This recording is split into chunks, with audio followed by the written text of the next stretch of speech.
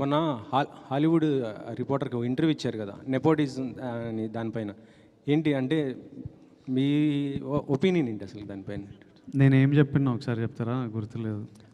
అంటే ఏదన్నా డిసిషన్ తీసుకోవాలంటే వాళ్ళకి ఫాదరు లేకపోతే దాని వెనకాల ఎవరన్నా ఒకరు ఉండి దాన్ని ఇది ఒక 6 నెలలు దాన్ని ఒక స్టోరీ ఎవరైనా చేయాలంటే దాన్ని రీక్రియేట్ రాయటం ఇదంతా చేయడానికి దానికి ఎవరో ఒకరు సపోర్ట్ ఉండాలి. లేకపోతే దాన్ని నేను ఎవరో ఒకరు బ్యాక్గ్రౌండ్ ఉంటుంటారు, నాది అట్లా కాదు, నాకు నేనే చేసుకోవాలి, నా వెనకాల ఎవరు లేరు అని. కాకపోతే సోషల్ మీడియాలో ఇదేమో నెపోటిజం దీనిపైన ఇలానే వచ్చింది మొత్తం కూడా.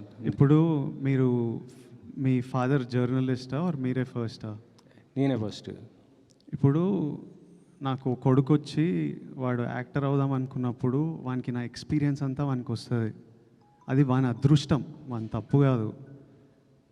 వానికి నేను సినిమా ప్రమోట్ ఎట్లా చేయాలో, స్క్రిప్ట్లు ఎట్లుండాలో, ఎలాంటి టెక్నీషియన్లు ఉండాలో, ఎవరు మంచోలో, ఇవన్నీ నా లైఫ్లో నేను నేర్చుకొని ఆ జర్నీ వల్ల నాకు ఎక్స్పీరియన్స్ వస్తుంది.